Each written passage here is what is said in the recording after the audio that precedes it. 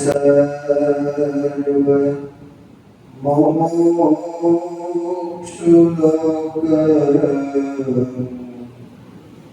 क्षेमाय निर्जर ऋषि करुणानिधिस्त्वम् आकल्पमाचरसि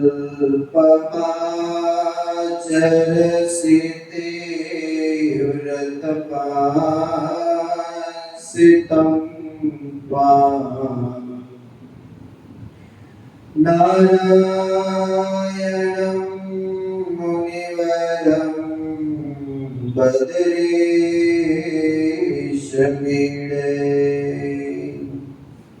ओम श्री स्वामिनारायणाय नमो नमः।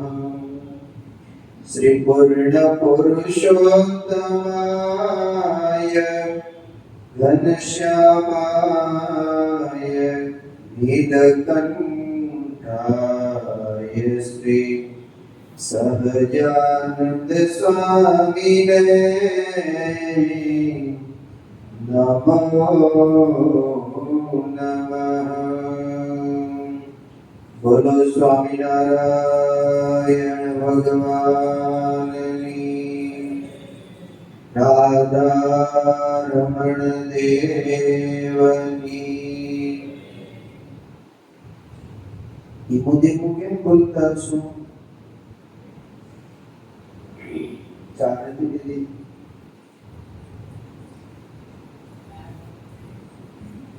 થોડી વાર માટે કથાના પ્રારંભે આપણે હરિનામ સંકીર્તન કરીએ તાલી વગાડીને, પછી કથાની આપણે શરૂઆત કરીએ.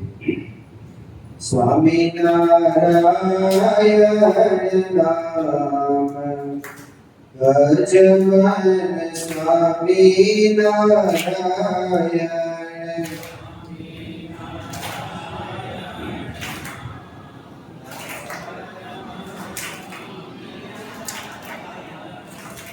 સ્વામિનારાયણ નામ ભજન સ્વામિનારાયણ.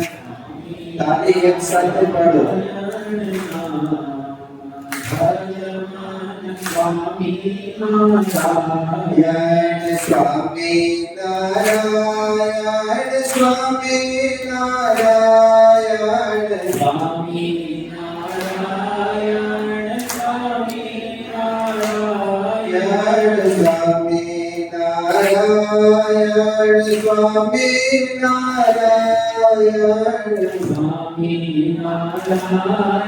સ્વામિનારાયણ સ્વામિનારાયણ સ્વામિનારાયણ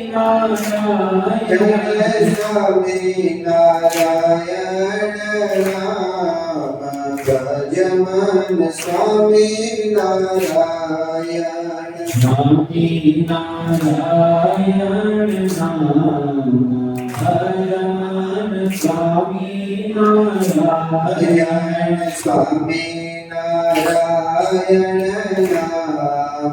ભજન સ્વામિનારાયણ સ્વામિનારાયણ ભજન સ્વામિનારાયણ સ્વામિનારાયણ સ્વામિનારાયણ સ્વામિનારાયણ સ્વામિનારાયણ સ્વામિનારાયણ સ્વામિનારાયણ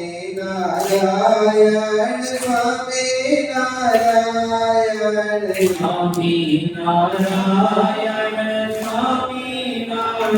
સ્વામિનારાયણ સ્વામિનારાયણ નામ જય જય સ્વામિનારાયણ સ્વામિનારાયણ નામ જય જય સ્વામિનારાયણ સ્વામિનારાયણ સ્વામિનારાયણ સ્વામિનારાયણ સ્વામિનારાયણ સ્વામિનારાયણ સ્વામિનારાયણ સ્વામિનારાયણ સ્વામિનારાયણ સ્વામિનારાયણ નામ જય જય સ્વામિનારાયણ સ્વામિનારાયણ નામ જય જય સ્વામિનારાયણ સ્વામિનારાયણ નામ જય જય સ્વામિનારાયણ સ્વામિનારાયણ નામ જય જય સ્વામિનારાયણ જય જય સ્વામિનારાયણ જય સ્વામિનારાયણ ગુરુ સ્વામિનારાયણ ભગવાનની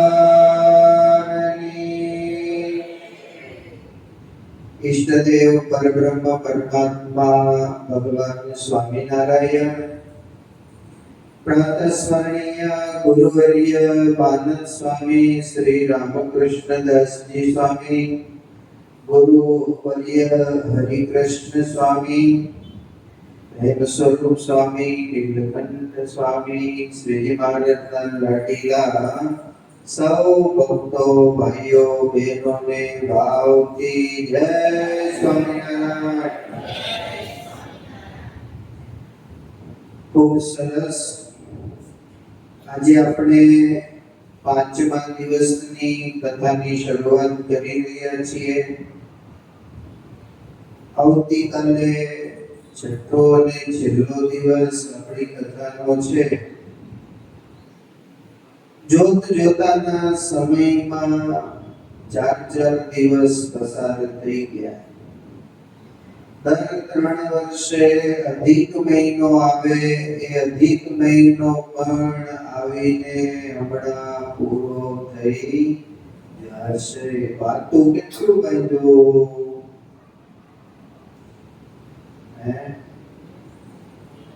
વાતો બાંધ્યું અધિક મહિનામાં મોક્ષનું કઈ કે કઈ નથી કર્યું. મોક્ષનો વાતો અધિક મહિનામાં વિશેષ પુણ્ય પ્રાપ્ત થાય એટલે વધારે બાંધવાનું હોય.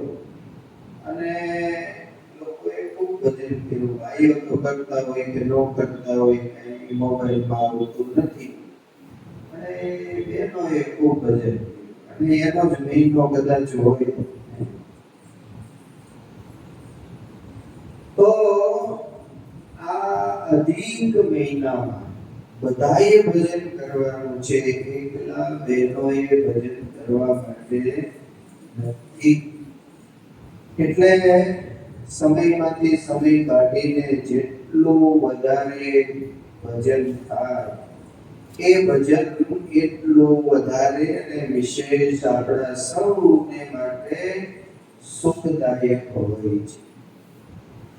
આજે આપણે એવા એક પરમ ભાગવત ભક્ત એમની વાત કરવી છે, જેણે ભગવાન સહજાનંદ સ્વામીને રાજી કરવા માટે ખૂબ પ્રયાસો કર્યા.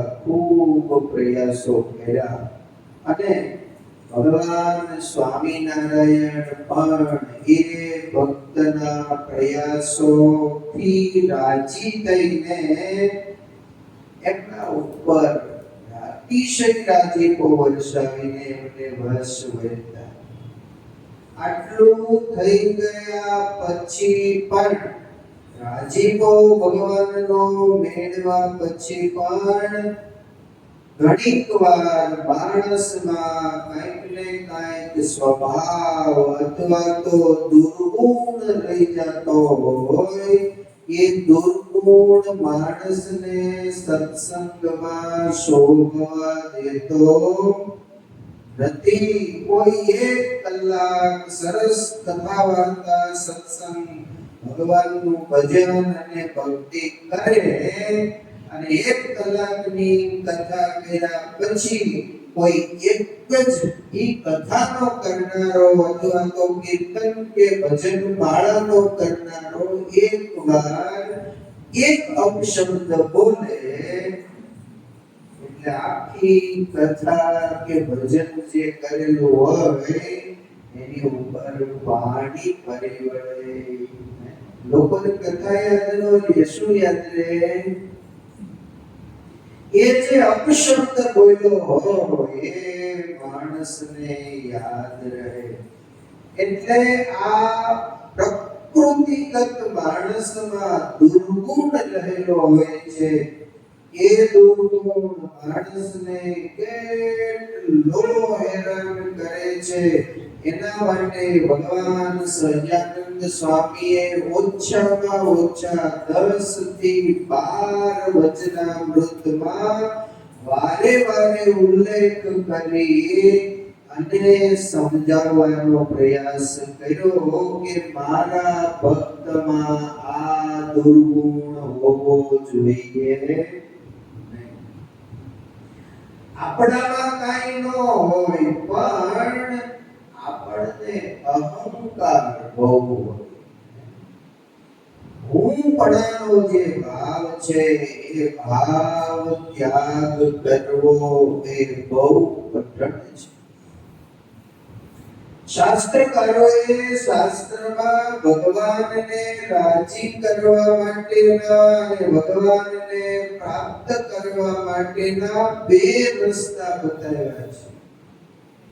એક રસ્તો એવો છે કે તમે સાવ શૂન્ય થઈ જાઓ એટલે ભગવાન રાજી થાય. શૂન્યની ખબર છે ને? શૂન્યની કિંમત કાંઈ ખરી? શૂન્ય છે એની કોઈ કિંમત નથી, પણ શૂન્ય છે એ કોઈ પણ અંકની પાછળ લાગી જાય એટલે એની કિંમત 10 ગણી થઈ જાય. શૂન્યની કિંમત પોતાની કાંઈ નથી, પણ એ જેની સાઈડમાં રહે, જેની બાજુમાં લાગી જાય એની 10 ગણી કિંમત વધારી દે. એમ આપણે ગર્વ શૂન્ય બની જઈએ એટલે ભગવાન રાજી. ગોપીઓને શું આવડતું હતું? જીવવા લાડુબા, દાદા કાચર, અડદરાઈના પર્વતભાઈ, ઉંજાના દરબાર જીણાભાઈ, સુરો કાચર, સોનલો કાચર, માત્રો દાદર, ભુજના લાડીભાઈ, સુંદરજી સુતાર, હરભમજી સુતાર, રવજી સુતાર, આનંદજી સંગાડિયા, બજાસરના કાશીદાસભાઈ, વેરાભાઈ,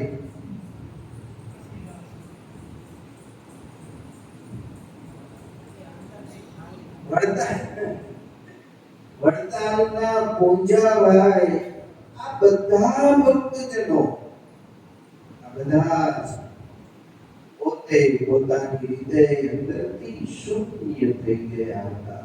શૂન્ય થઈ ગયા હતા એટલે ભગવાનના નામની હારે, ભગવાનના જીવન ચરિત્રની હારે આ બધા ભક્તોના નામ જોડાઈ ગયા. એવો રાજીપો, અતિ રાજીપો ભગવાનનો આ બધા જ ભક્તજનો ઉપર હતો. એ બધા ભગવાનને પામી ગયા. એના યોગમાં જે આવ્યા એ પણ ભગવાનને પામી ગયા. એને ઘરે કામ કરનારા માણસો હતા અને એ ભજન કરતા થયા તો એ ભગવાનને પામી ગયા. એના ઘોડશાળામાં ઘોડાઓ હતા, એ ભગવાનને સાધુના કામમાં આવ્યા તો એ ઘોડાના જીવને અક્ષરધામની પ્રાપ્તિ થઈ ગઈ. એની કોડમાં ગાયો ભેંસો હતી, એના દૂધ સાધુ સંતોના ભગવાનના કામમાં આવ્યા તો એને અક્ષરધામની પ્રાપ્તિ થઈ ગઈ. એને ત્યાં રહેલા બળદ હતા ને એ બળદ ગાડે જુટીને કોઈ સાધુને બેસાડીને એક ગામથી બીજે ગામ લઈ ગયા. કોઈ સાધુ માટે સીધું સામાન લઈ જવાનું હતું, એ સીધું જે ગાડામાં ભરેલું હતું એ ગાડામાં જોઈતા અને એક ગામથી બીજે ગામ લઈ ગયા. એવા બળદોનું ભગવાન સ્વામિનારાયણની કૃપાએ કરીને કલ્યાણ થઈ ગયું. અક્ષરધામની એમને પ્રાપ્તિ. ઘણા બધા જીવનની અંદર નિયમો છે, બધા જ નિયમોનું પોતપોતાની રીતે માધ્યમ છે. સૌથી વિશેષ ભગવાન શ્રી હરિને કાંઈ ગમતું હોય તો એ બ્રહ્મચર્ય વ્રત ગમે છે. બ્રહ્મચર્ય વ્રતને જન્મંગલ નામાવલીમાં બૃહદ વ્રત ધર એવું નામ આપવામાં આવ્યું છે. બૃહદ વ્રત ધરાય નમઃ એમ કરીને જન્મંગલમાં નામ લખવામાં આવ્યું છે. બૃહદ વ્રત એટલે બ્રહ્મચર્ય. બ્રહ્મચર્યનો મહિમા ખૂબ છે. એના ઉપર આપણે જ્યારે દ્રષ્ટિપાત કરીએ ત્યારે ખ્યાલ આવે કે કાયમને માટે જેમણે પોતાના શરીરને બળવાન બનાવવું હોય, એક સ્વરૂપમાં મનની તલ્લીનતા રાખવી હોય તો એને બ્રહ્મચર્ય વ્રતનું પાલન કરવું પડે. અગ્નિ મૂલમ બલમ પુંસામ રેતો મૂલમ ચ જીવિતમ તસ્માત સર્વ પ્રયત્નેન વહન શુક્રમ ચ નક્ષયે. શરીરના બળનો આધાર જઠરાગ્નિ ઉપર રહેલો છે. ખાધેલું જો પચી જાય તો એ પચેલો ખોરાક છે એ શરીરને તાકાતવાન બનાવે. પણ ખાધેલો ખોરાક પચતો ન હોય અને અપચો થઈ જતો હોય તો એનાથી શરીરને કોઈ પ્રકારનું પોષણ મળતું નથી. માટે મનુષ્યોએ અનેક પ્રયત્નોથી જઠરાગ્નિ એનું રક્ષણ કરવું જોઈએ. જઠરાગ્નિ અને વીર્યનું રક્ષણ નિયમિત અને પવિત્ર આહારથી થાય છે. એટલે તો આ બધા જે વૈજ્ઞાનિકો ને શરીરના સંશોધકો છે એ કહે છે કે ઓછામાં ઓછો મેંદો ખાવો, અને આપણે નક્કી કર્યું છે કે વધારેમાં વધારે મેંદો ખાવો. પૂરી તો કેમ ફરસી પૂરી તો કે મેંદાની બનાવો. પછી તો ઘણું બધું છે આપણને આવડે નહીં, નામે ન આવડે તો આ પીઝા છે ને બને એ મેંદાના જ બને છે ને બને. આવું તો ઘણું બધું બને, બધું મેંદાનું જ બને. અને મેંદો જે છે એ પચવામાં જાજો સમય લે છે. છતાંય એની બનાવટો બધાને ખાવી ગમે છે. ખૂબ ખાજો. જ્યારે તમને એમ થાય કે આ જે કે છે એ આપણને સારા માટે કે છે, તેથી એમાં થોડું ઓછું કરજો, બાકી ખાજો. ઓલા ઢોકળા આવે એ છે ને આવે ઓકે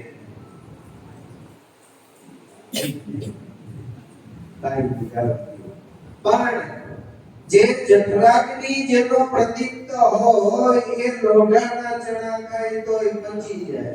એવો જઠરાગ્નિ હોય તો બહુ વાંધો નથી. પણ જેનો જઠરાગ્નિ મંદ હોય એમણે પવિત્ર શુદ્ધ ઓછા સમયમાં પચી જાય એવો સાત્વિક આહાર છે એ આહાર કરવો જોઈએ. આહાર શુદ્ધો સત્વ શુદ્ધિ એવી ભલામણ કરવામાં આવી છે. એટલે તો બહારનું મસાલા વાળું આપણને ખાવાની ના ભગવાન શ્રી હરિએ પાડી છે. પણ ભગવાનને શાસ્ત્રો જે વસ્તુ ખાવાની ના પાડે એ ખાવાથી આપણે શરૂઆત કરીએ. આ જો ભેગી મેંદા નહીં જ આવે. અને છોકરાએ ભેગા થાય એટલે માને જાજી મહેનત ન કરવી પડે ને એટલે તરત આ પાણી ગરમ મૂક્યું, પડીકું ખોલી નાખ્યું ને આ ખાવા માટે દઈ દીધી, કારણ કે એને નવરાઈ ન હોય, મોબાઈલ એને નવરા રહેવા દે ત્યારે છોકરાને કઈ ભાખરી બનાવી દે. પેલા છે ભગવાન બાલ પ્રભુ જ્યારે નાના હતા ત્યારે માં ભક્તિ દેવી હોય, માં યશોદા હોય કે માં કૌશલ્યા હોય, એ માં બાળકને ટોપરિયું કરી દેતી. શું બનાવી દેતા? ટોપરિયું. તમે ઘરે જઈને કહેજો કે ટોપરિયું બનાવી દો. આમ તો જો કે ટોપરિયું છે એ બાળકોનો ખાણો છે, પણ બનાવવાનું કહેજો તો ખરા. આવડે છે કે નહીં તો ખબર પડે. ટોપરિયું કોને કહેવાય? ખબર છે નહીં. એટલે બાલ શ્રી કૃષ્ણ નારાયણની જે બાળ લીલા છે ને, એ બાળ લીલામાં આવે છે કે માં યશોદા એ કનૈયાને ટોપરિયું કરી દેતી. ટોપરિયું છે સાવ સહેલું, પણ આપણને નથી એટલે આપણે એને વ્યક્ત ન કરી શકીએ. ટોપરિયું એટલે જે રોટલો બનાવેલો હોય, એ રોટલામાં માખણ લગાવી દે અથવા તો એ રોટલામાં ઘી લગાવી દે, અને ઘી લગાવ્યા પછી એમાં મીઠું અને સહેજ અમથું મરચું નાખી અને એનું ભૂંગળું વાળી દે. એને ટોપરિયું કહેવાય.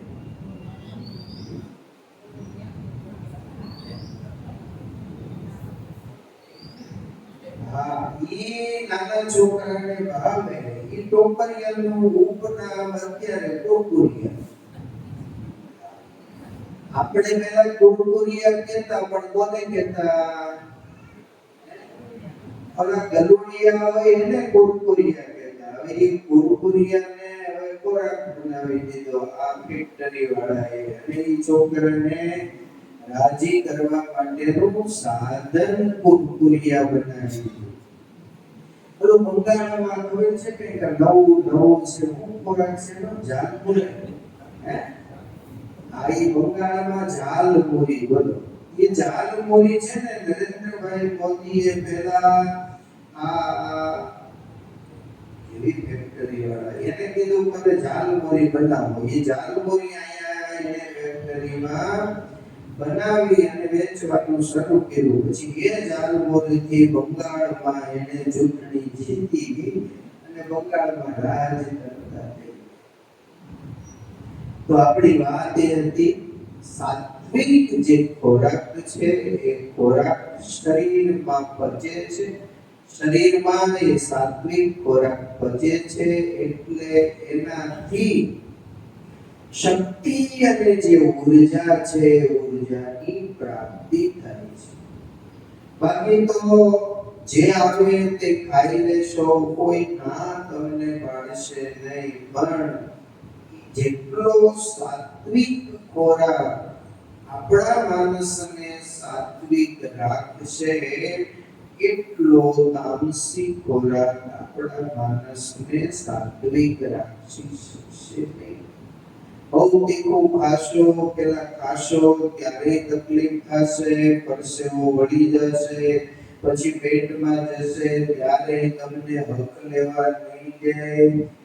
ઈ પચશે નહીં ત્યાં સુધી તમને સુખ નહીં લેવા દે. પાછા એના જે જમ્સ છે એ તમારા બ્લડની અંદર ભળશે અને બ્લડને પણ ગરમ કરશે, તામસી બનાવશે. એટલે વગર વાકે કોકની હારે ઝઘડો કરશો. અને એ ઝઘડો કરવામાં તો કોનો પહેલો નંબર આવતો હશે? પહેલો નંબર કોનો આવે? એક બેન છે ને, વેકેશન પડ્યું ને એટલે એના પિયર ગયા. પછી અહીંથી ઘરેથી કઈ ફોન ન આવ્યો કેથી આવવાના શું, એ વ્યવસ્થા કરી લીધી. હવે તો ગામડે ગામડે ટિફિનની વ્યવસ્થા છે, 30 રૂપિયા 50 રૂપિયા. એ સિવાય 2 રૂપિયા કામ ન હોય.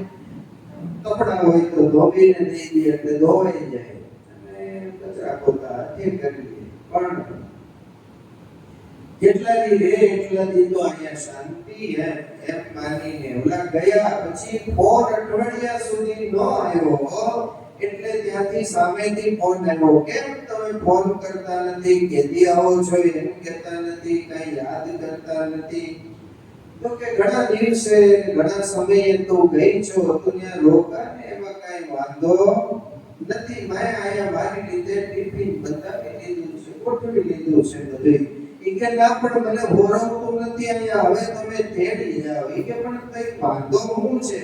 તો કે અહીં મેં છે ને મારી મા એની 2 વાર બાંધી, મારા બાપા એની 2 વાર બાંધી, મારી દેરાણી જેઠાણી આ બધાય આરે, મારી ભાભી આરે બાંધી, બધાય આરે બાંધી, પણ તમારી આરે બાંધવાની જેવી મજા આવે છે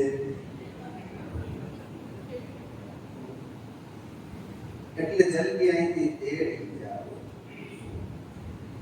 એટલે તમોગુણ જે માણસના મનની અંદર છે એ નાની અમથી વાતમાં માણસને ઉગ્ર બનાવી દે છે અને કાંઈ પણ કારણ વિના વડચણ કરે.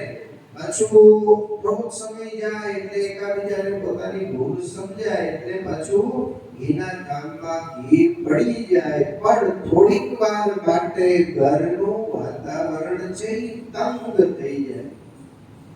અહીંયા મંદિર ઉપર સવારમાં વચનામૃત વાંચું છું, એમાં લોહિયાના વચનામૃતમાં એવું આવ્યું હતું કે મહારાજ ક્રોધ એક થોડીક વાર આવી અને પછી ક્રોધ શમી જાય તો કઈ નુકસાન કરે? મહારાજ કે થોડીક વાર ક્રોધ આવીને શમી જાય તો ક્રોધ નુકસાન કર્યા વગર રહે નહીં. પછી મહારાજે દ્રષ્ટાંત આપ્યું કે આપણે આ સભા કરીને બેઠા છે અને આ સભામાં સર્પ નીકળે. એ સર્પ કોઈને કરડે તો નહીં, પણ સર્પ અહીંયાથી નીકળે તોય બધાય ઊભા થઈ જાય, આગા પાછા થઈ જાય અને એટલો બધો ભય થઈ જાય, લાગી જાય કે એ પકડીને એને જ્યાં સુધી તમે ક્યાંક બધાને ખ્યાલ આવે એવી જગ્યાએ ના મૂક્યા હો ને ત્યાં સુધી એમ થાય કે આમાં ગરી ગયો છે, આમાં છે, ઓલા કપાટમાં છે, આમ છે, આ કોલર હેઠે વયો ગયો છે એમ થાય. અને જ્યાં સુધી એને મૂકી આવ્યા છીએ એવો અહેસાસ ન થાય ત્યાં સુધી ભય રહ્યા કરે અને આડાવડા જઈએ તો વિચારીને જઈએ. તો મહારાજ કે સર્પ કોઈને કરડતો તો નથી પણ અહીંયા નીકળે તો એ ભય કેટલો બધો થાય. ક્ષણ માત્ર પણ ક્રોધ માણસના મનમાં આવે અને પાછો સમી જાય તો એ ક્રોધ બધાને નુકસાન તો કરે છે. ભગવાન સહજાનંદ સ્વામી એવા સમયમાં ઘોર કલિકાલના દોર છૂટા અને દુષ્ટતાનો બધે જોર વાપ્યું. વેદ સતશાસ્ત્રના અર્થ અવળા કર્યા પંડિતે પાપ માર્ગે જઈને એ સમયે ધન્ય હો ધર્મ ધ્વજ રોપ્યો. એ સમય સ્વામિનારાયણે પ્રગટ ઘોર કલિકાલનો સમય જ્યારે ફેલાયો ત્યારે સંવંત 18 ના સૈકામાં ભારતની ભીષણ પરિસ્થિતિ હતી. પ્રજાનો મોટો ભાગ અત્યાચાર, દુરાચાર અને ભ્રષ્ટાચારના ભયંકર વાવાઝોડાથી ઘેરાઈ ગયો હતો. શાસક સમૂહ જે હતો અને એ સમયના ધર્મગુરુઓ જે હતા એ પણ પોતપોતાના કર્તવ્યથી ભ્રષ્ટ થઈને સ્વેચ્છાચાર અને મદમાં ઉન્મત્ત બની જઈ જન સમુદાયને વિનાશના માર્ગ તરફ ધકેલી રહ્યા હતા. એ સમયના નરેશો એ નર પિશાચ જેવા બન્યા હતા. નરેશો એટલે રાજાઓ, પેલા જમીનદારો હતા ને, ભારત આઝાદ થયું એ પહેલાના કે પોતપોતાની રીતે મનસ્વી રીતે જે કોઈ માણસ હોય એને દંડ દેતા, હેરાન કરતા, પરેશાન કરતા, ખેતરથી વાડીએથી ગાસડી બાંધીને કાંઈ લાવતા હોય, તમે ગામમાં પ્રવેશ કરો તો એ દરવાજાની આગળ બધું ખોલાવે, પછી પાછા તમને એ બંધી કોઈને બતાવી દો, પછી તમને જવા દે. ઘણામાં તો રાજમાં એવું હતું કે તમે ચપ્પલ પહેરીને એના દરવાજાની આગળ નીકળી ન શકો. તમારે ત્યાંથી પસાર થવું હોય તો એ ચપ્પલ કે બૂટ કાઢી હાથમાં લઈ અને પછી પસાર થવું પડે. આ વાત 18ના સૈકાની હતી. ભગવાન સહજાનંદ સ્વામી જ્યારે આવ્યા નહોતા ત્યારે આર્યની સંસ્કૃતિ હતી, એ સંસ્કૃતિ ઉપર કુઠારાઘાતનો પ્રારંભ થઈ ગયો હતો. મધ્ય માસ મીન મુદ્રા અને મૈથુનમાં મદોન્મત્ત માણસો માનનું મર્દન કરી રહેલા હતા અને આવા ઠેર ઠેર અખાડાઓ જમાવીને બેઠા હતા. સદાચાર અને સનાતન વૈદિક ધર્મ એનો વિનાશ કેમ થાય, આવી મનુષ્ય માત્રના જે અધિકારીઓ મોટા હતા, જે ધર્મના વડાઓ હતા, એના હૃદયમાં ભાવના આવી ભારતની દુર્દશા જોઈ ભયભીત થયેલા ભક્તોએ ભારતના ભલા માટે, ભારતના સારા માટે ભગવાન નારાયણને પ્રાર્થના કરી રહ્યા હતા. એવા કલિકાલના સમયમાં એ ભક્તોની પ્રાર્થનાને કારણે ભગવાન સહજાનંદ સ્વામી પ્રગટ થયા. ભારતવર્ષના તમામ સ્થાનોથી ઋષિમુનિઓ બધાય બદ્રિકાશ્રમમાં ગયા હતા. બદ્રિકાશ્રમમાં ભગવાન નર અને નારાયણ આપણા સૌના કલ્યાણ માટે બે રૂપ ધારણ કરીને તપશ્ચર્યા કરી રહ્યા છે. એ નરનારાયણ ઋષિનો આશ્રમ ત્યાં બદ્રિકાશ્રમમાં છે. ભારતવર્ષના ઋષિઓ ત્યાં ગયા. ભગવાન નર મળ્યા, નારાયણના દર્શન થયા અને ઋષિઓના દર્શન કરતા ભગવાન નરે કહ્યું, અત્યાનંદો મહાન જાતો ભવતા દર્શના પ્રભો. એ સંતો, તમે ભારત દેશના વિવિધ સ્થાનોમાંથી આવ્યા છો, તમારું દર્શન અમને થયું, અમારું જીવન ધન્ય થયું છે, મારું જીવન પાવન થયું છે.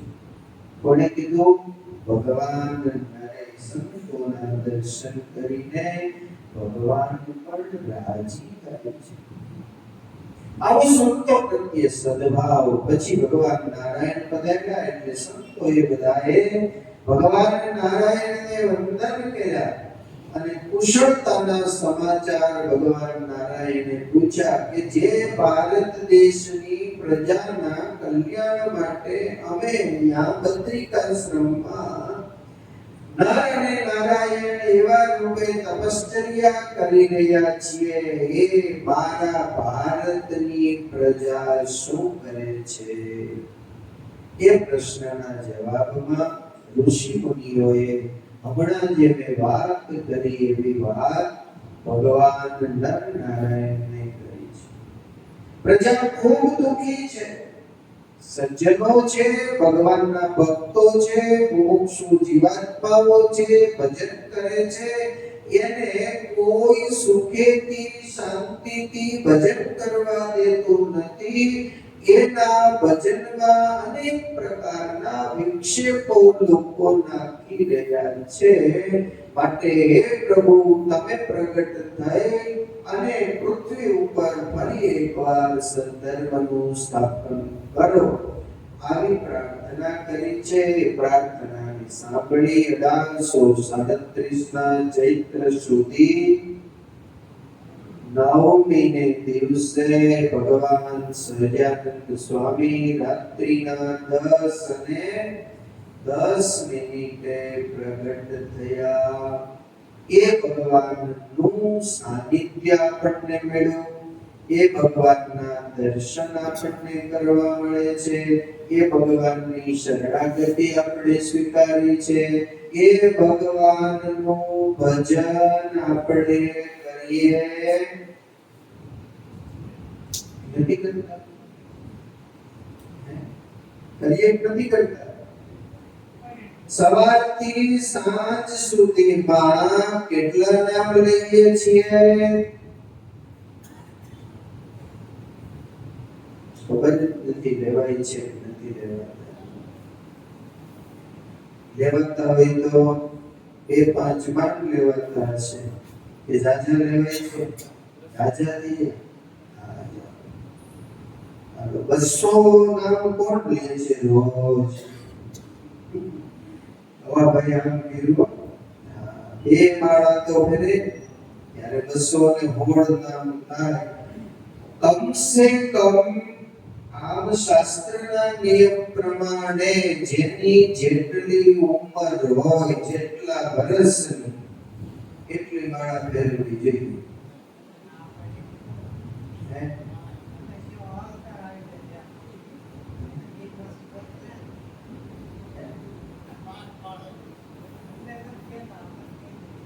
જેટલી માળા ફેરવવી એટલી ફેરવવી, તો કે જેની જેટલી ઉંમર એટલી માળા ફેરવવી. અને બીજું શું કામ છે આપણે? એટલી માળા ખોથી વધારે તો ફેરવવાની છે નહીં. અહીંયા મેં વાત કરી હતી ને નૈનપુરના દેવજી ભગતની, કેટલી માળા ફેરવતા? 200 માળાનું એને નિયમ હતું. હવે 200 માળાનું નિયમ તો કરું, પણ ખેતરવાડી કામ કાજ બધું કરવાનું. એ નિયમ પૂરા ન થાય ને ત્યાં સુધી હોવાનું નહીં. આવું એને નિયમ હતું. આપણે 200 નથી ફેરવવી. 50 વર્ષ થયા હોય તો 50, 54 થયા હોય તો 54, 60 થયા હોય તો 60. જેટલા વર્ષ થાય, જેટલાનું વર્ષ ચાલે એટલી માળા ફેરવવાની છે. એટલે યાદ રાખજો ને, આ ચાતુર્માસની શરૂઆત કરજો. કઠણ નહીં પડે. થોડાક દિવસ એવું લાગશે કે આમ તેમ છે, પણ પછી નિયમપૂર્વક તમે ભગવાનનું નામ લઈને માળા ફેરવવા લાગશો એટલે કામ થઈ જશે. એટલે જેટલી ઉંમર હોય એટલી માળા તો ફેરવવી જોઈએ. એ ભગવાન સહજાનંદ સ્વામી આપણને સેજે સેજે મળ્યા છે. ભગવાનનું અક્ષરધામે આવ્યું છે. ભગવાન અહીંયા આવ્યા છે એ પણ ખૂબ પરિશ્રમ કર્યો ત્યારે ભગવાન અહીંયા આવ્યા છે. બ્રહ્માજીએ ભગવાનને પોતાની આયુષ્યના 50 વર્ષ અને 1.25 દિવસ ચડ્યો ત્યાં સુધી પ્રાર્થના કરી. ત્યારે મહારાજ કે આ ચરણારવિંદ પૃથ્વી ઉપર આવ્યા છે. બ્રહ્માના 50 વર્ષ એટલે આપણે તો ગણિત કરી જ ન શકીએ, કેલ્ક્યુલેટરમાં આંકડા ગમાય એમ નથી.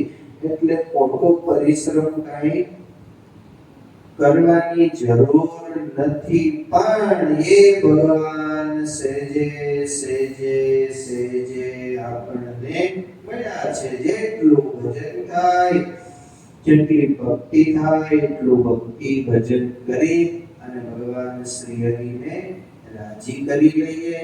એ ભગવાન શ્રી હરિ પ્રગટ થયા પછી 11 વર્ષ સુધી અયોધ્યા છપૈયા રહ્યા. 7 વર્ષ સુધી વન વિચરણ કર્યું. 2 વર્ષ રામાનંદ સ્વામીની સાથે રહ્યા. અને પછી રામાનંદ સ્વામીએ ધર્મની સંપ્રદાયની ધોરા ભગવાન શ્રી હરિને સહજાનંદ સ્વામીને સોંપી. રામાનંદ સ્વામીના અંતર ધ્યાન થયા પછી ભગવાન શ્રી હરિએ પોતે પોતાનું નામ સ્વામિનારાયણ આવું જાહેર કર્યું. અને તે દિવસથી આ સત્સંગમાં ભગવાને ફરવાની શરૂઆત કરી ટોટલ ભગવાન 29 વર્ષ સુધી સત્સંગમાં રહ્યા. 2 વર્ષ રામાનંદ સ્વામીની સાથે અને 27 વર્ષ ગરડા રહ્યા. આટલા ટૂંકા સમયમાં આ દિવ્ય સત્સંગની સ્થાપના કરીને ગયા.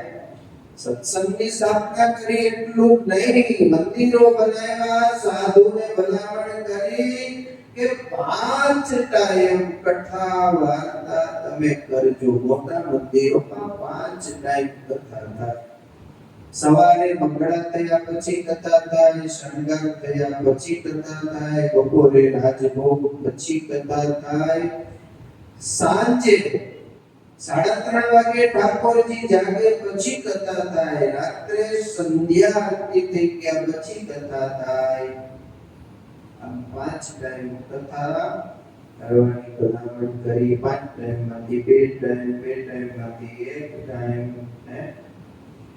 પણ કથા સાંભળવી જરૂરી છે. એ કથા વાર્તાને સત્સંગના માધ્યમે 240 વર્ષ ભગવાન સ્વામિનારાયણને પ્રગટ થયા. આટલા ટૂંકા સમયમાં આટલો સત્સંગનો ફેલાવો થયો. મંદિરો તમે જુઓ તો જે વર્ણન શાસ્ત્રોમાં અક્ષરધામનું આવે, એ મંદિરમાં જઈને તમે ઊભા રહ્યો ને એટલે એવું અક્ષરધામ જેવું સુખ આપે. આવા સરસ ભગવાનના એક દિવ્ય મંદિરોના નિર્માણો થયા છે. અક્ષરધામ ભગવાન જ્યાં બિરાજે છે, મુક્તો જ્યાં બિરાજે છે ત્યાં તો છે, પણ મંદિરમાં જઈએ તો પણ અક્ષરધામ જેવી અનુભૂતિ થાય. આવા ગગનચુંબી સરસ મજાના મંદિરોના નિર્માણો થયા છે. દેશમાં થયા છે. દેશમાં થયા એટલું નહીં, વિદેશમાં તો અહીંયા કરતા વિશેષ થયા. અહીંયા આપણે કોઈ પ્રકારની સાધન સગવડતા કઈ કરવી ન પડે. વિદેશમાં તો નિયમપૂર્વક તમામ પ્રકારની સુવિધા મંદિરની અંદર હોવી જોઈએ. મંદિરમાં આવતા દર્શનાર્થીઓનો પણ વીમો મંદિર વાળાએ ઉતારવો ફરજિયાત છે. કોઈ મંદિરમાં 10,000 પાઉન્ડ, લંડનમાં કોઈ મંદિરમાં 20,000 પાઉન્ડ તો ખાલી પ્રીમિયમના સરકારને ભરે છે. દર્શનાર્થીઓ દર્શન કરવા આવે એના વીમાના એ ફરજિયાત છે. જો વીમો તમે ન ભરો, વીમાની પોલિસી ન બતાવો તો મંદિરને તાળા મારીને બંધ કરાય. અહીંયાથી દર્શન કરવા આવે એને માટે તમામ સુવિધાઓ હોવી જોઈએ. આવું એ સરકારનું માનવું છે. એટલે ફાયર સેફટી હોય, એ બધા ભેગા જેટલા માણસો થાય, સંકટ સમય આવે ત્યારે ઇમરજન્સી એક્ઝિટના દરવાજાઓ પણ ત્યાં રાખવા પડે. આવી સેફટી ત્યાં વિદેશમાં કરવાની હોય. અને આપણે જઈને જોઈએ, નીચે સરસ મજાની જાજમ પાથરી હોય, ઉપર એટલા બધા સરસ મજાની છતમાં લેમ્પ ને લાઈટ ને આ તેમ ઝુમર ને લટકતા હોય, તે અક્ષરધામ જેવી અનુભૂતિ અહીંયા થાય. આવા ભગવાન શ્રી હરિના મંદિરો થયા. એ મંદિરોમાં બિરાજમાન ભગવાન શ્રી હરિના દર્શન કરવા આવનારા ભક્તો પણ 5 દંડવત કરે, 11 દંડવત કરે, 21 દંડવત કરે, 51 દંડવત કરે, 16 દંડવત કરે. ઘણા ભક્તો તો દર ચાતુર્માસમાં 108 દંડવત રોજ કરવા આવા નિયમ વાળા હોય, 108 પ્રદક્ષિણાના નિયમ વાળા હોય, 108 માળા પહેરવા વાળાના નિયમો લઈને ભક્તજનો આવે અને એ બધું જ પૂરું કરે. આને ભગવાનનો રાજીપો મેળવે. ખાલી મંદિરને મહેલાતો ને બધું સારું જોવે એટલું નહીં, પણ એવું સરસ વ્યવસ્થા હોય એમાં બેસીને પાછું ભજન કરવાનું. કારણ કે ભજન કર્યા વિના તો સુખની પ્રાપ્તિ થનાર નથી. લાડુ, જલેબી, મેસૂબ, બરફી, પેંડા, ભજીયા, ચટણી, ફાફડા, રોટલી, શાક, દાળ, ભાત બધું સરસ મજાનો થાળ પીરસાયેલો હોય, આપણે એને જોયા જ કરીએ તો ભૂખ શાંત થાય. એને જોવાથી શાંત ન થાય, પણ આ વાતમાં લઈ ગ્રાસ મુખમાં મૂકવો પડે. મુખમાં મૂક્યા પછી મુખને હલાવીને એ ગ્રાસને જ્યારે નીચે ઉતારીએ ત્યારે એ ભૂખ જે છે એ શાંત થતી હોય છે. તો ભગવાન શ્રી હરિ પ્રગટ થયા. આટલા સરસ મંદિરોની રચના થઈ. કચ્છ, કાઠિયાવાડ બધા જ ગામોની અંદર ભગવાન શ્રી હરિએ વિચરણ કર્યું છે. જે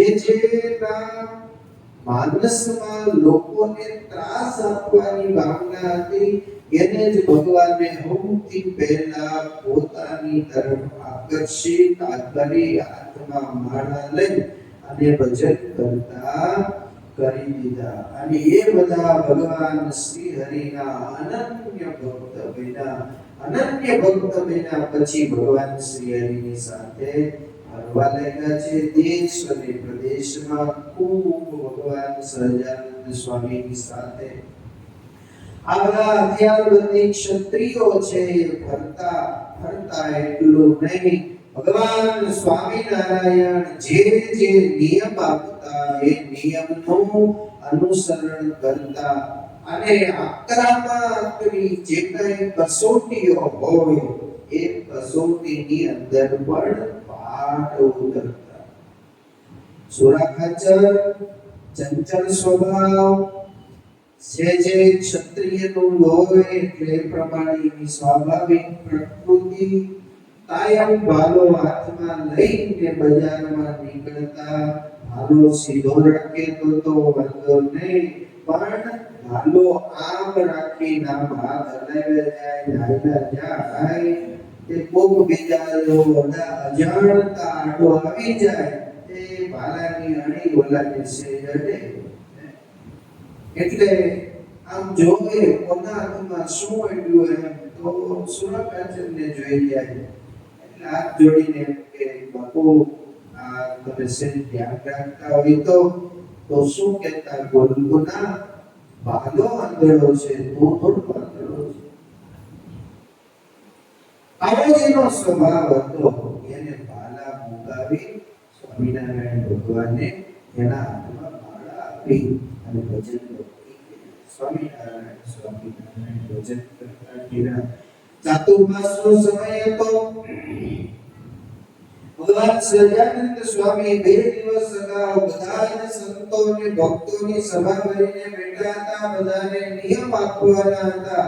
બધાને પૂછ્યું કે એક વ્યક્તિ ઊભા થઈને નિયમ લ્યો, ચાતુર્માસના 4 મહિના તમે શું કરશો? એક પછી એક બધાએ નિયમ લીધા. સૌએ પોતપોતાના નિયમ ભગવાનની હાજરીમાં ભગવાનની આગળ જાહેર કર્યા. સુરાખાચર બેઠા જોયા કરે. મહારાજ સુરાખાચરની સામે જોવે, સુરાખાચર મહારાજની સામે જોવે. બધાએ નિયમ લઈ લીધા. પછી મહારાજ કે તમારે કઈ નિયમ લેવો નથી? મહારાજ બધાએ નિયમ લીધા, એમાં મારો નિયમ આવી ગયો. મહારાજ કે એમ કે ચાલે, બધાએ સૌએ પોતપોતાના પર્સનલ નિયમ લીધા છે, તમારે પણ કંઈક ને કંઈક નિયમ લેવો જોઈએ. મહારાજને સુરાખાચર કે મહારાજ મને કઈ આમાં ઉચતું નથી, મારે હું નિયમ લેવો નહીં. પણ મહારાજને સુરાખાચરના પત્ની શાંતાબાઈએ એક દિવસ અગાઉ એમ કહ્યું હતું કે મહારાજ નિયમ જ્યારે આપવાનું થાય ને ત્યારે તમારા ભગતને હું કહું એ નિયમ આપજો. મહારાજ કે શું? તો કે એને કહેજો કે જમવા બેસો પછી બોલવું નહીં. મહારાજ કે કેમ? તો કે મારા સ્વાધ્યાય બહુ છે, કંઈક પણ રહી ગયું હોય એટલે બે માણસને ઊભા રાખે, આ જોઈએ ને આ જોઈએ ને આ નથી તે નથી, આમ છે ને તેમ છે. માટે કેવું કે જમવા બેસી જાઓ પછી બોલવું નહીં. મહારાજને સુરાચાર્ય કીધું કે મહારાજ તમે જે નિયમ આપો એ મારે નિયમ. મહારાજ કે અમે નિયમ આપીએ એ પાળશો? હા મહારાજ, તમે જે નિયમ આપો એ નિયમને અમે પાળશું. મહારાજ કે તો ઊભા થાવ, આ મારા ચરણને સ્પર્શ કરો અને પછી અમે કહીએ એમ બોલો. ભલે મહારાજ ઊભા થઈ અને સુરાચાર્ય આવ્યા, મહારાજના ચરણનો સ્પર્શ કર્યો અને પછી મહારાજ કહે તો અમે તમને એવો નિયમ આપીએ છીએ કે જમવા બેસો પછી બોલવું નહીં. મહારાજના ચરણે આમ હાથ હતો ને આમ તરત લઈ લીધો. મહારાજ કે કેમ શું થયું? અરે મહારાજ આવા તે નિયમો કે મહારાજ ઘરનો માણસ છે એ ભૂલી બહુ જાય અને પછી એને કઈ કેવું કે નહીં. મહારાજ કે હવે તો અમે બોલી ગયા એટલે નિયમ હાથ અડાડો. અહીંયા પાછો ચરણારવિંદે હાથ અડાડાવી અને નિયમ લીધો કે જમવા બેઠા પછી બોલવું નહીં. પછી નિયમ લઈને ઘરે આવ્યા. લોયા આવ્યા એટલે જમવાનો સમય થયો એટલે સંતાબાઈએ કોઈને બોલાવ્યા. આવ્યા સુરાચાર્ય, જમવાની બધી તૈયારી થઈ ગઈ. હાથ ધોઈને જમવા બેસવા જતા હતા ને એટલે કહ્યું કે આંબળું કે આપણને મહારાજે નિયમ આપ્યો છે જમવા બેસે પછી બોલવું નહીં. આપણને અથાણું જોશે, આપણને દૂધ જોશે, આપણને છાશ જોશે, આપણને અથાણો, પાપડ, મરચું, મીઠું જોશે. પેલા બધું તૈયાર કરાવી દે પછી જમવા બેસે. પછી અઠવાડિયું 15 દિવસ કે મહિને પાછા ગઢડા મહારાજના દર્શન કરવા આવ્યા એટલે મહારાજે શાંતાબાને પૂછ્યું કે કેમ નિયમ આપ્યો એનું બરોબર પાલન કરે છે કે નહીં? આ મહારાજ નિયમનું તો પાલન કરે છે, જમવા બેસે પછી બોલતા નથી, પણ જમવા બેઠા પહેલા બધું તૈયાર કરાવીને પછી જમવા બેસે છે.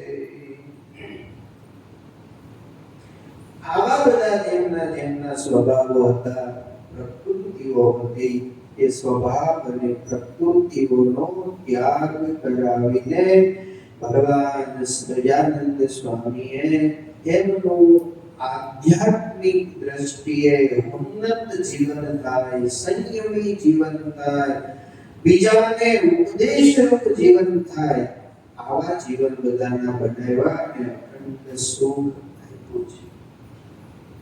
શ્રીજી મહારાજે વિશેષપણે કોઈ પણ ક્ષણે સ્થિર ન રહેતા છતાં પણ ભગવાન દાદા કાચરના દરબારમાં કાયમ દરબાર ગઢને પોતાનું ઘર માનીને રહ્યા.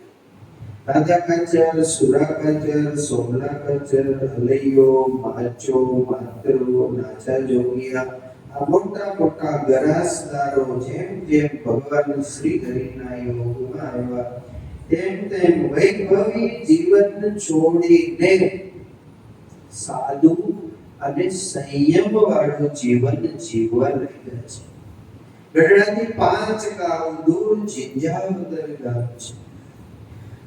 ત્યાં એક અલિયા ભક્ત હતા, ઉત્તમ ભક્ત, યુવાન અવસ્થા, સંતોના યોગે સત્સંગ થયો. ભગવાન શ્રી હરિ એની શરણાગતિ સ્વીકારી. યુવાન વયથી શૂરવીરપણે ધર્મ અને નિયમનું પાલન કરે. એમના પિતા સાવત ખાચર હતા, એમના ભાઈ જેસુરભાઈ હતા. આ બધા જ ભક્તો ધર્મપરાયણ જીવન જીવતા, પોતાના દરબારના કામકાજ કરતા દાસ દાસીઓ નોકરો એમને પણ ચુસ્ત સત્સંગી બનાવી દીધા. અલૈયા કાચરે બળપૂર્વક રસદાર ભગવદ વાર્તા સાંભળી એટલું નહીં, એ વાર્તા એને યાદ રહેતી અને એ વાતો પછી જે કોઈ ભક્તજન આવે એને આ અલૈયા કાચર વાતો સત્સંગની વાતો બહુ કરતા, જેને કારણે લોકોમાં એમની પ્રસિદ્ધિ થવા લાગી. કોઈ ભગવાનની વાર્તા કરે તો એને લોકો બહુ યાદ કરે. કોલરા ગામના એક સોરઠિયા પરિવારના બાપા હતા, નામ તો ભૂલી ગયો. એ કોલરાથી નીકળીને ચાલતા જુનાગઢ મહિનામાં એક વાર બે વાર દર્શન કરવા જાય. રસ્તામાં જે ગામ આવે ને એ ગામમાં રાત રોકાય. જેની ઘેરે રાત રોકાય ત્યાં આજે બધા ભેગા થાય એટલે ભગવાનની સરસ મજાની કથા વાર્તા કરે. અને કથા વાર્તા સાંભળીને જેને ઘરે રોકાયા હોય ને એ અતિશય રાજી થાય, અતિ પ્રેમથી રાખે, જમાડે. અને સવારે જાય ત્યારે એમ કે બાપા પાછા જ્યારે જવાના હોય ને જુનાગઢ ત્યારે પાછા આવજો ને એ રાત રોકાજો. શું કામ? એ ભગવાનની વાતો કરતા એવી એટલે નાનજીભાઈ સોરઠિયા ગામ.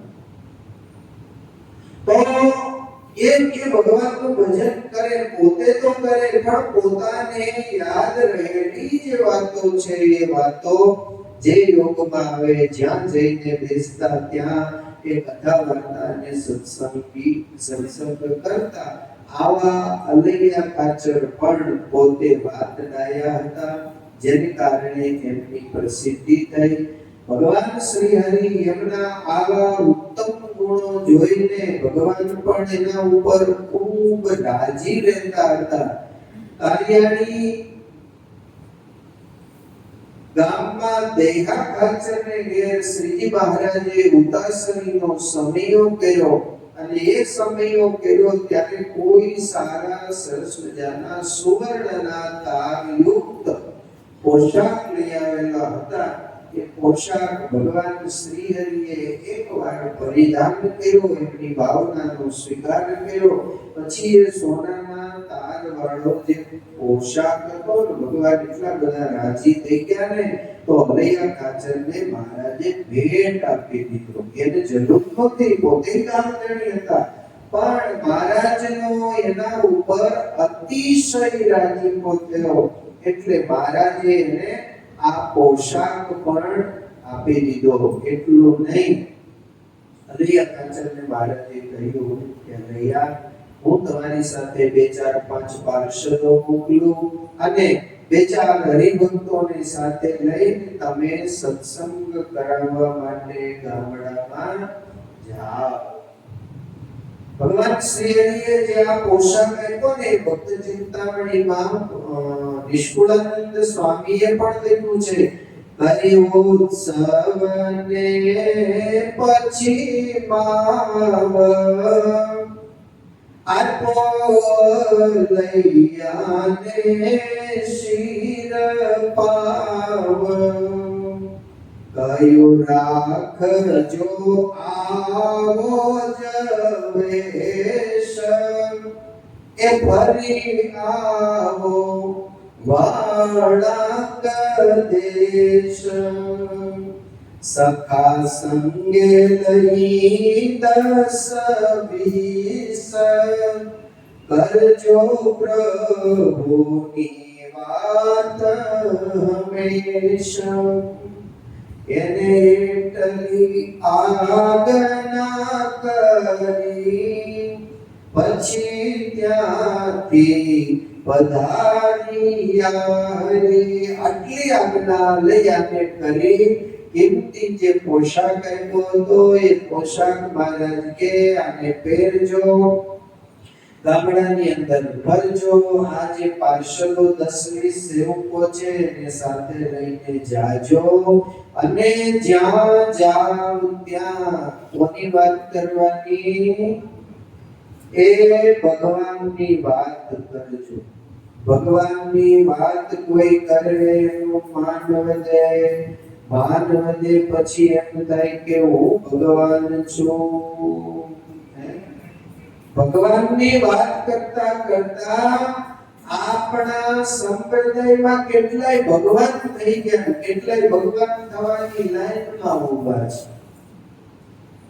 ભગવાનની વાતો કરી પણ ભગવાન જેવા એક ભગવાન છે, એના જેવો ભગવાન થવા માટે બીજો કોઈ સમર્થ નથી. માટે સંપ્રદાયમાં વચનામૃત છે એ આપણા માટે દીવા દાંડી જેવું છે. શું છે? દીવા દાંડી જેવું કે ભગવાન છે એના જેવું તો બીજું કોઈ થવાનું જ નથી. આ તમે કોઈને પૂજા કરો, કોઈને હાર પહેરાવો, કોઈને વંદન કરો, સાધુ માનીને કરો, ભગવાનના ભક્ત માનીને વંદન કરો, એ બરાબર છે, પણ એને ભગવાન માનીને તમે જો એની પૂજા કરશો તો એ બરાબર નથી. એ સત્સંગ અને સંપ્રદાયનો જે નિયમ છે, શ્રીજી મહારાજે બાંધેલી પ્રણાલિકા છે, એ નિયમની વિરુદ્ધ છે. જો સ્વામિનારાયણ ભગવાને જેની પાસે ઐશ્વર્ય હતું એ બધાને છૂટ આપી દીધી હોત, આજ્ઞા અને ઉપાસના બે સ્વામિનારાયણ ભગવાને જો સમજાવી ન હોત તો સંપ્રદાયમાં અત્યારે 500 ભગવાન હોત. 500 પરમહંસો જે હતા એ બધા જ ભગવાનની કૃપાએ કરીને ભગવાન જેવા સામર્થ્ય વાળા. ગોપાળાનંદ સ્વામી હતા, વડોદરા બહુદાએ જતા એકવાર વરસાદ નો આવ્યો એટલે ગોપાળાનંદ સ્વામીએ બધાએ પ્રાર્થના કરીને સ્વામીને કહ્યું, સ્વામી વરસાદ જો નહીં થાય તો બધા દુઃખી થઈ જશે, માટે વરસાદ થાય એવી કૃપા કરો. ગોપાળાનંદ સ્વામી કે બધા કાલથી આવજો, અહીંયા બેસીને સ્વામિનારાયણ નામની ધૂન કરો. સ્વામિનારાયણ ભગવાન વરસાદ વરસાવે છે અને ત્યાં બેસીને ધૂન કરી 1 દિવસ, 2 દિવસ અને ત્રીજો દિવસ થયો ને ધોધમાર વરસાદ થયો. વરસાદની તાણ હતી, પાણીની તંગી હતી, કાળો ઉનાળો હતો, ક્યાંય પાણી મળતું નહોતું. ત્યારે ગોપાળાનંદ સ્વામીએ બધાને ધૂન કરાવી અને ઉનાળા જેવા સમયમાં સ્વામીના પ્રતાપે, ધૂનના પ્રતાપે વરસાદ થયો. કેવો વરસાદ થયો ખબર? પંચા પ્રકરણમાં 142મું ભક્ત ચિંતામણીનું પ્રકરણ છે. એમાં લખ્યું છે, એવું ટોત્રાણા દરડા લગી મે કાળા ઉનાળા જેવા માતે. કાળા ઉનાળામાં 3 દી વરસાદ વરસ્યો. હવે તો મોસમ ફરી છે એટલે અત્યારે તો વરસે. આ તો 200 વર્ષ પહેલાની ગોપાળાનંદ સ્વામી હતા ત્યારની વાત છે. અત્યારે તો કઈ નક્કી નહીં, શિયાળામાં વરસે, ઉનાળામાં વરસે. આપણે કથા કરી તેનો વરસો હમણાં એ વાવાઝોડું આવ્યું, ઘડીક વરસાદ આવ્યો, બધું આવ્યું. તો એ સમયે ગોપાળાનંદ સ્વામીની કૃપાથી 3 દી વરસાદ થયો. હરિભક્તો રાજી થઈ ગયા ને બીજા દિવસે બધા હરિભક્તોએ ફરિયાદ કર્યું, ગોપાળાનંદ સ્વામીને પ્રાર્થના કરી, સ્વામી કૃપાથી વરસાદ થયો.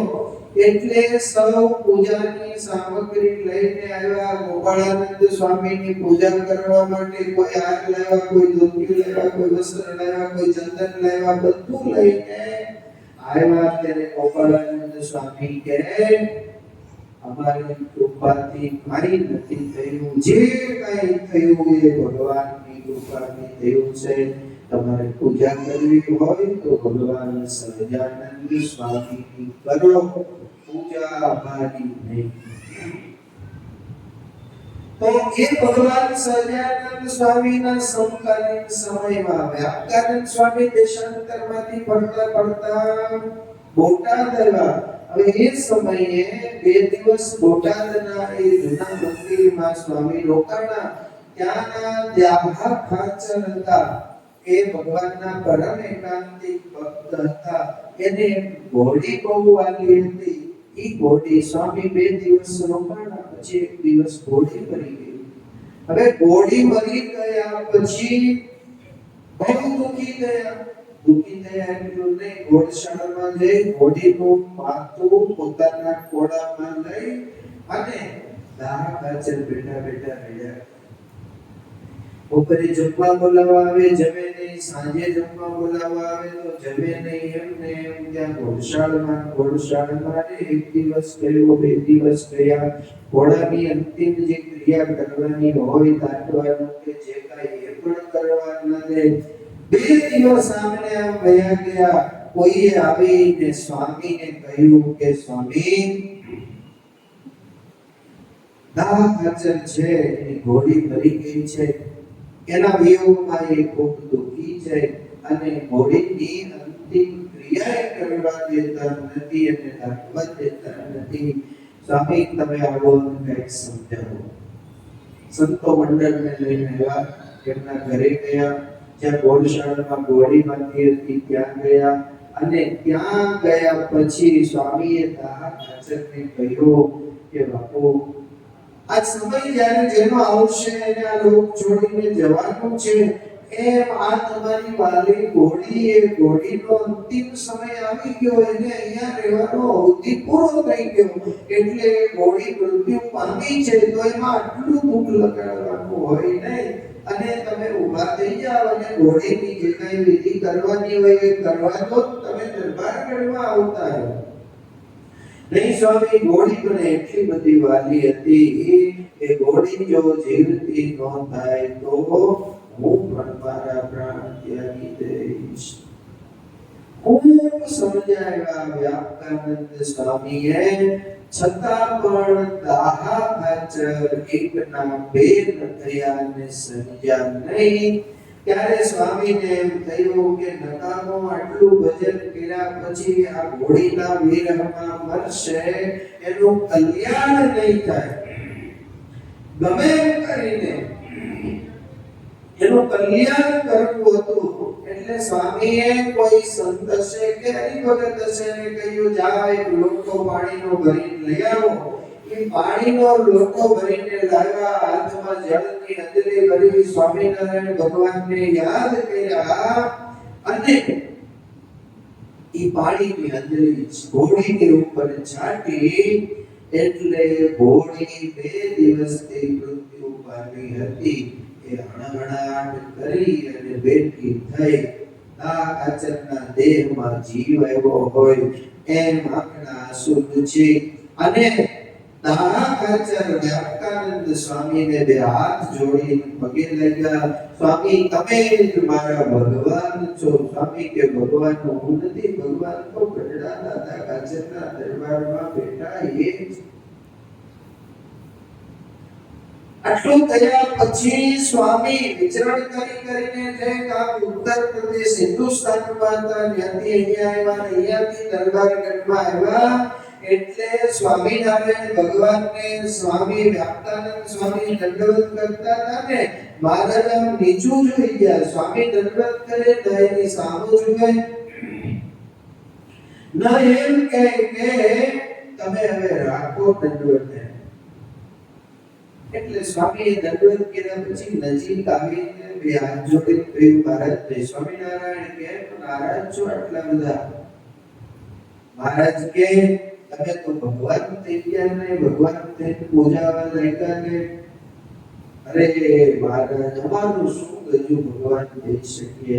તો મહારાજ કે તમે હિન્દુસ્તાનમાં કોકના દીકરાને જીવતો કર્યો, અહીંયા દાહ ખાચરની ઘોડીને જીવતી કરી, તો તમે તો ભગવાન કહેવાય. અરે મહારાજ, એમાં ભગવાન શું? ઈ દાહ ખાચર ઘોડીના વિયોગમાં બહુ દુઃખી હતા. મેં ઘણું સમજાવવાનો પ્રયાસ કર્યો, એ સમજ્યા નહીં અને ઘોડીની પાછળ મરવા તૈયાર થયા હતા. મને એમ થયું કે આ નાગનો મરશે અને એનું કલ્યાણ નહીં થાય, એનું ખોટું થશે. એટલે મારા જળની અંજલિ ભરી તમને યાદ કરી એક મચ્છરનો જીવ ઈ ઘોડીમાં નાખ્યો અને ઘોડી જીવતી થઈ. એમાં હું ખોટી વાત કરી. પણ કહેવાનો ભાવ એ છે કે સંતોએ કેટલાયને સુખિયા કર્યા હતા, અને જો છૂટો દોર એ સમયે મૂક્યો હોત, આજ્ઞા અને ઉપાસના દ્રઢ જો ન કરાવી હોત, તો મુક્તાનંદ સ્વામી ભગવાન હોત, પ્રેમાનંદ સ્વામી ભગવાન હોત, ગોપાળાનંદ સ્વામી ભગવાન હોત ને તો મંદિરમાં કેટલાક ભગવાનને બેસાડ્યા હતા. એટલે ઉપાસનાનો જે પંથ છે એ પંથ સ્વામિનારાયણ ભગવાને આપણને દ્રઢ કરીને સમજાવ્યો છે. ભગવાનની હારે ભગવાન સિવાય બીજા કોઈની ભગવાન માનીને પૂજા થાય નહીં. આવી શુદ્ધ ઉપાસના સ્વામિનારાયણ ભગવાને પ્રવર્તાવી છે. અલૈયાને સ્વામિનારાયણ ભગવાને પોશાક આપ્યો. શ્રીજી મહારાજે કહ્યું કે તમે ગામડે ફરવા જાઓ. મહારાજ મારી વાત કોણ સાંભળશે? મહારાજ કે અમે તમને ઐશ્વર્ય આપીએ. એક સોટી લાકડી હતી મહારાજે આપી, અને લાકડી આપીને મહારાજે કીધું કે લાકડીનું આ ઠેકું વગાડશો. ઠેકું એટલે લાકડીનો આ છેડો વગાડશો એટલે સામેવાળાને સમાધિ થશે, અને લાકડી ફેરવી આ ઠેકું વગાડશો એટલે સમાધિમાંથી જાગશે. આ ભગવાન છે ભાઈ. તો નહીંતર સમાધિ કઈ સહેલી નથી, બહુ અઘરી છે, બહુ અઘરી છે.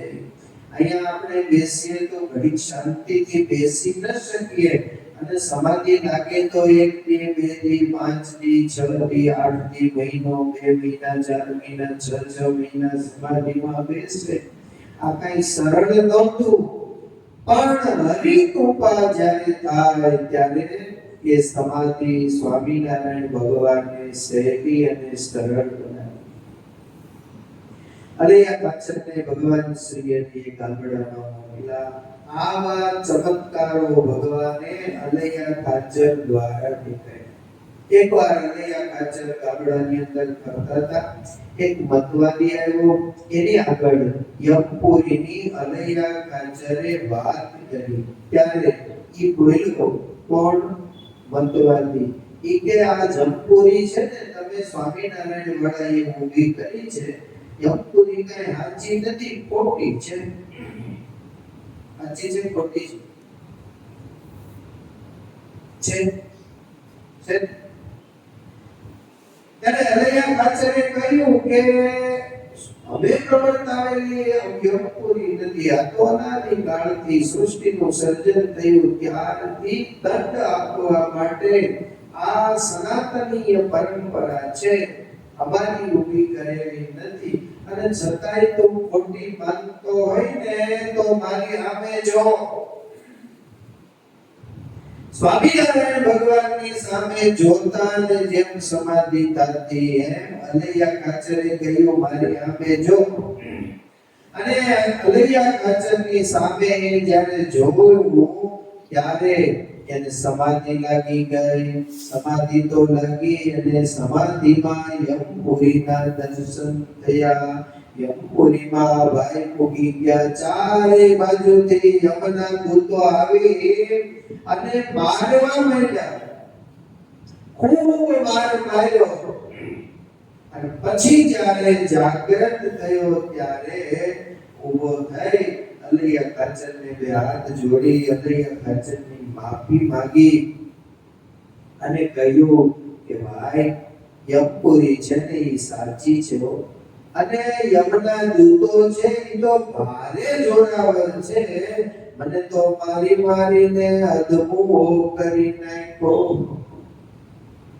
ચમત્કાર દેખાડી દીધો ને. પ્રત્યક્ષ એને અનુભૂતિ થઈ ગઈ. હવે આ યમપુરીના ત્રાસમાંથી બચવા માટે તમે મને વર્તમાન ધરાવો. પછી તે સત્સંગી થયો. એ રીતે સદુપદેશ આપી અલિયાકાચાર્ય ઘણા જીવને ભગવાનનો માયતમ, ભગવાનના નિશ્ચયનું બળ આ બધું કરાયું. એકવાર અલિયાકાચાર્ય ધોરીએ બેસીને માળા ફેરવતા. આવો સમય છે, ચોમાસું આવવાની તૈયારી હતી. ચોમાસું આવે એ પહેલા આપણે શું કરતા? ગામમાં 50 વર્ષ પહેલા શું કરતા? 40 વર્ષ પહેલા નળિયા વાળા મકાન હતા, નળિયા સાળતા. સારણામાં લે. હા, નળિયા સાળે તો સારણો વાળવો પડે ને. સારણા મોહરવા નળિયા કાઢીને સાળતા. એમ જ કહેવાય ને, સાળતા. તો એ નળિયા જે છે હરખા કરતા, કે ઉડી હોય, અડાવડું હોય, તૂટી હોય, જે કાંઈ હોય એ. એટલે અલિયાકાચાર્ય બેઠા બેઠા માળા ફેરવતા હતા. ગામનો એક માણસ કુંભાર જે હતો એ નળિયા ચાળતો હતો, અને એનો અંતકાળ આવ્યો તો એને લેવા માટે જમના દૂતો આવ્યા. ત્યાં ઉભે રહેતા ત્યાં તો. અને યમના દૂત એને લેવા માટે આવ્યા, અને નજીક આવીને પકડવા જ્યાં જાય ત્યાં એ ભયંકર યમના દૂતોને જોઈ અને રાડ પાડવા લાગ્યો. બાપુ દોડજો, મને મારી નાખો. બાપુ દોડજો, મને મારી નાખો. એટલે ત્યાંથી છલાંગ લગાવી, નળિયા ઉપર જે મકાન ઉપર ચાલતો હતો ત્યાંથી છલાંગ લગાવી, બાજુમાં ઝાડ હશે એ ઝાડની ડાળ પકડીને ડાળે ટીંગાણો. તે યમના દૂતે એ ડાળ ઉપર એક પાટું માર્યું કે ડાળને બે જણા હેઠા પડ્યા. બચાવો બચાવો ની બૂમો પાડી. અલિયાકાચાર્ય ઊભા થઈ ફળિયામાં જઈ અને સ્વામિનારાયણ સ્વામિનારાયણ એવો અવાજ જ્યાં કર્યો એટલે જમના દૂતો મૂકીને ભાગી ગયા.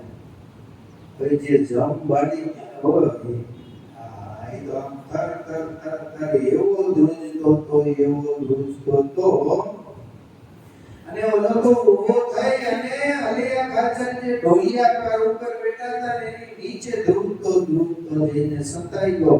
આકલ મારી એટલે યમના દૂતો વયા ગયા.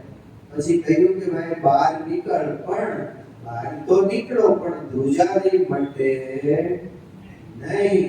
પછી એને ધીરજ આપી અને કહ્યું કે શાંત થઈ જા. જો તારો અંતિમ સમય આવ્યો તો, કાળ લેવા આવ્યો તો, અને યમના દૂત તને લઈ જવાના હતા, તો હું અહીંયા હતો ને તું અહીંયા હતો, એટલે યમદૂતો ભાગી ગયા.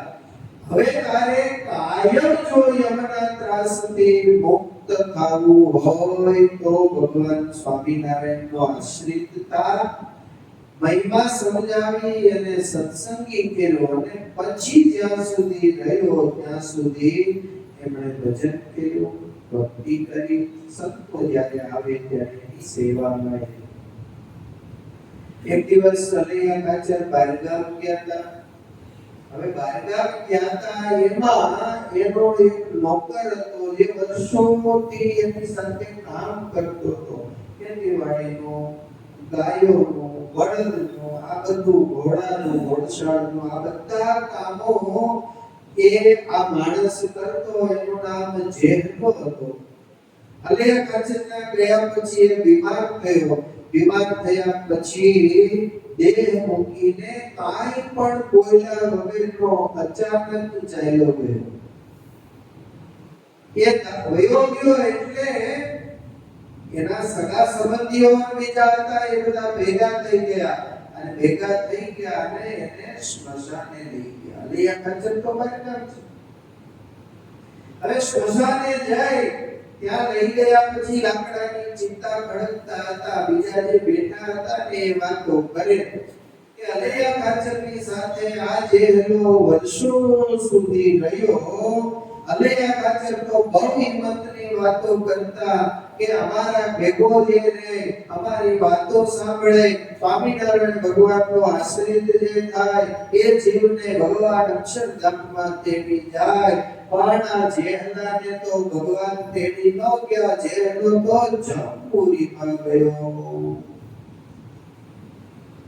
આવી બધી બેઠા બેઠા વાતો કરતા હતા. એમાં અલૈયા ખાચર ઘરે આવ્યા એટલે ઘરેથી વાત કરી કે જેહલો ધામમાં ગયો છે એને શમશાને લઈ ગયા છે. એટલે અલૈયા ખાચર દોડતા શમશાને ગયા. ત્યાં સ્મશાનમાં પ્રવેશ કરે તો ચિંતા ખડકાઈ ગઈ હતી. અગ્નિ મૂકવાનો સમય બરાબર હતો અને અલૈયા ખાચર ત્યાં ગયા એટલે એના કાકાએ કીધું કે અલૈયા, તું કહેતો તો ને કે મારી ઘરે જે કોઈ કામ કરે, નોકર ચાકર ગાય બળદ ભેંસા બધાને ભગવાન ધામમાં તેડી જાય, કે આટલા વર્ષથી આ જેહલો તારી હારે કામ કરતો તો એ જેહલો તો જમપુરીમાં ગયો, એનો દેહ પણ કુબેરથી નીકળી ગયો. આ સાંભળીને અલૈયા ખાચર કે કાકા તમે ખોટું બોલો માં, કોકને ખોટું કહો માં, કે જેહલો છે એ ભગવાનના ધામમાં ગયો છે. કેમ તો કે હું ભજન કરતો તો મારી હારે ભજન કરવા માટે બેસતો, હું કથા વાર્તા કરતો તો એ સાંભળવા માટે બેસતો. સ્વામિનારાયણ ભગવાનની કંઠી એના ગળામાં હતી, એની કોઈ દિવસ અસદગતિ ન થાય. માટે તમે જૂઠા બોલા છો, આવી વાત તમે ના કરશો. એ ચોક્કસ અક્ષરધામમાં જ જાય, એ સિવાય બીજા કોઈ એની ગતિ નહીં. ત્યારે એના કાકા કે એવું ન હોય, અને તમે કહો છો કે જે ધામમાં ગયો છે તો એની ખાતરી શું? તો કે ચાલો એની ચિંતા ખડકી છે ત્યાં જઈએ. અહીંથી બે ચાલતા ચાલતા નજીક ગયા. નજીક જઈને અલૈયા ખાચરે કહ્યું, જેહલા, એ જેહલા. ત્રણ વાર અલૈયા ખાચરે જેહલા જેહલા એવો અવાજ કર્યો ને, એ લાકડા ખડકી દીધા હતા, માથે મોટા મોટા લાકડા મૂકી દીધા હતા ને એ લાકડા ઊંચા કરી અને ચિતામાં જેહલો બેઠો થયો. હાથ જોડી કે બાપુ શું યાદ કર્યો? અરે હું અક્ષરધામમાં હતો, તમે મને શા માટે અહીંયા બોલાવ્યો? અરે બાપુ અક્ષરધામનું સુખ તો એનું વર્ણન ન થઈ શકે, આવું સુખ છે. અલૈયા ખાચરે કહ્યું, જેહલા ચોક્કસ તું અક્ષરધામમાં ગયો? તો કે હા, મહારાજના દિવ્ય સ્વરૂપના દર્શન થયા. હજારો ભક્તો ભગવાન સહજાનંદ સ્વામીની સામે બેઠા છે, ભગવાનના નામનું ભજન અને ભક્તિ કરે છે. જેહલાને અલૈયા ખાચરે કહ્યું કે આ બધા લોકો એમ કહેતા હતા કે જેહલો જમપુરીમાં ગયો, એ ખાતરી કરાવવા માટે મેં તને બોલાવ્યો હતો. હવે સૂઈ જા અને પાછો ધામમાં વયો જા. અને આમ માણસ સીધે સાધો માણસ આપણે કેમ કે હવે સૂઈ જાઓ, હું ચાદર ઓઢાડી દઉં, એમ જેહલો સૂઈ ગયો અને ફરી એના દેહમાંથી પ્રાણ પંખેલું નીકળી ગયું અને એનો વિધિ સંસ્કાર કર્યો. આ દ્રશ્ય જ્યારે બધાએ નજરે જોયું ત્યારે સ્મશાનમાં બેઠેલા જે જીવાત્માઓ હતા એ બધા જ આશ્ચર્યચકિત થઈ ગયા. બધાની આગેવાની લઈ અને અલૈયા ખાચરના કાકાએ જે વાત કરી હતી ને એનું મોઢું છે એ વિલું થઈ ગયું અને સૌને પાક્કો વિશ્વાસ અને પાક્કી નિષ્ઠા થઈ ગઈ કે ભગવાનના ભક્તના યોગમાં કોઈ રહે છે એ જીવને પણ ભગવદ ધામની પ્રાપ્તિ થાય છે. તો સત્સંગ દિવ્ય આવો આપણને મળ્યો છે. એ સત્સંગમાં કાંઈક અધૂરું રહી જશે તો શરીરમાં કસર મૂકીને આપણને શુદ્ધ કરીને ભગવાન ધામમાં લઈ જશે. ઘણીક વાર એવું લાગે કે આ બાપાએ બહુ ભજન કર્યું છતાંય આટલું દુઃખ કેમ ભોગવવું પડ્યું હશે. પણ એ દુઃખ એટલા માટે ભોગવાવે કે કેમ દીકરામાં વાસના હોય, દીકરીમાં, પરિવારમાં, બીજે ત્રીજે જ્યાં પણ વાસના હોય એ દેહમાં દુઃખ પડે ત્યારે એક પછી એક બધા મૂકીને વયા જાય ને.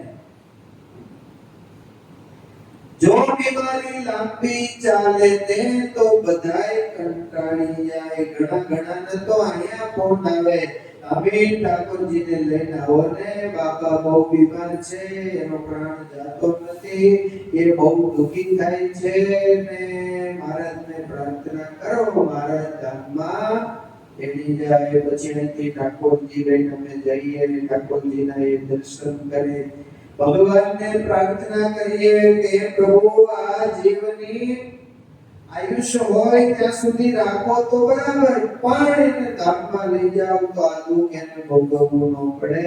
અને ભગવાનનું દર્શન કર્યા પછી એક બે દિવસમાં એ દેહ છોડીને ભગવાનના ધામમાં જાય. અહીંયા ચોડામાં તો એ ગરીબ ભગત હતા. એકાદશીએ અહીંયા ભીખુભાઈ કરીને સાવલિયા દર એકાદશીએ દર્શન કરવા આવે. સવારે ચાલીને આવે, અહીંયા 9-10 વાગે પહોંચે, દર્શન કરે, બપોરે ફરાળ કરી, થાળ ભેટ જે કાંઈ કરવું હોય એ કરી અને પછી એ ઘરે જાય. આવું નિયમ એનું હતું. પછી બીમાર થયા, 2-3 મહિના આવ્યા નહીં, પ્રોસ્ટેટનું ઓપરેશન કરાયું. પછી એને સૂજી ગયું હશે કે હવે મારે ધામમાં જાવું. એટલે છોકરાને કીધું કે સ્વામીને ફોન કરો ને, સ્વામી ઠાકોરજીને લઈને અહીંયા આવે તો રામ સ્વામીના મારે દર્શન કરવા છે. એટલે અહીંયા ફોન આવ્યો છે, અમે બારગામ હતા, એટલે રામ સ્વામીએ જવાબ આપ્યો કે સંતો બધા બહાર છે, એ આવશે એટલે અમે આવી જાશું. રામ સ્વામી ભૂલી ગયા. 10-12 દિવસનો સમય વહી ગયો. એક દિવસ 12 વાગે ફોન આવ્યો. ફોન મેં ઉપાડ્યો, મને કે સ્વામી બાપા બહુ યાદ કરે છે અને ગુરુને લઈને ઠાકોરજીને દર્શન કરાવવા માટે અહીંયા આવો. ડ્રાઈવરે નહોતો, ગાડી જાતે ચલાવી. બપોરે 12-12:30 અહીંયાથી નીકળી ત્યાં ગયા. અડધો કલાક ઠાકોરજીને પધરાવી, આરતી સ્તુતિ પ્રાર્થના બધું કર્યું, સંતોના દર્શન કર્યા, સંતોને જે કાંઈ ભેટ દેવાની હતી એ ભેટ દીધી. 3:30 વાગે અમે અહીંયા આવ્યા. 4:30-5 વાગે એનો ફોન આવ્યો કે બાપા ધામમાં ગયા. એટલે આવી નાની સરખી સૂક્ષ્મ કાંઈ વાસના રહી ગઈ હોય તો એ પણ ભગવાન એને પૂરી કરાવીને ભગવાન પોતાના ધામનું સુખ આપે છે. એટલે આપણી ટિકિટ છે ને એ રિઝર્વેશન થઈ ગયેલી ટિકિટ છે, પણ આપણને ખબર નથી કઈ તારીખે જવાનું છે અને કેટલો સમય છે.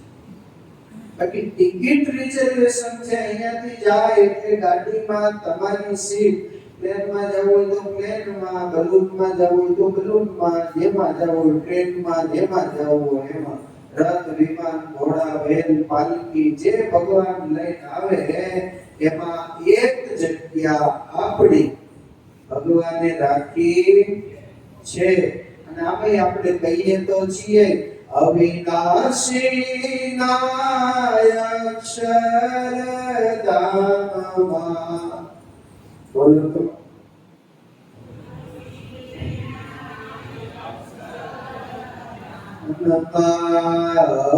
અવિનાશી નાય અક્ષરધામમાં.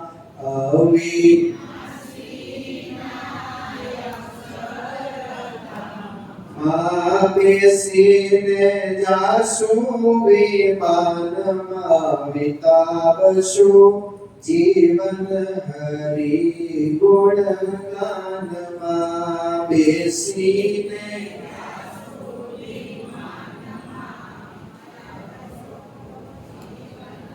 હરિ ગુણગાનમાં.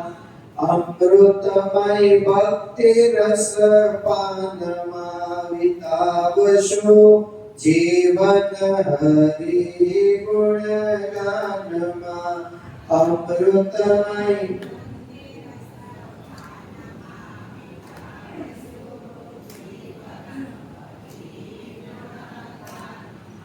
એટલે બધા કંઠસ્થ કરીને આવજો, પાકું કરી ગોતી. ક્યાંક બેઠા હોય તો આપણે વાત કરવા થાય કે ભાઈ અમે ભગવાનના ધામમાં વિમાનમાં બેસીને જવાના છીએ. તો આવી રીતે ભગવાનનો રાજીપો ભક્તો પર હોય છે. દેહને નિર્વાસનિક કરીને ભગવાન ભક્તને પોતાના ધામમાં લઈ જાય છે. બાકીની કથા આપણે આવતીકાલે કરીશું. અત્યારે પરમેશ્વરના મંગલમય નામ સાથે કથાને વિરામ.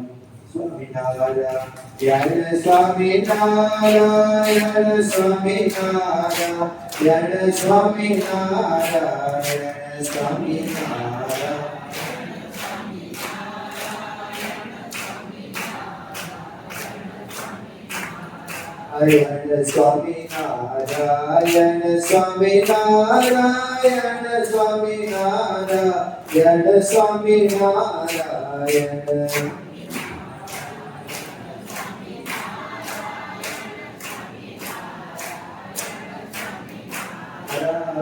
સ્વામિનારાયણ સ્વામિનારાયણ સ્વામિનારાયણ આયન સ્વામિનારાયણ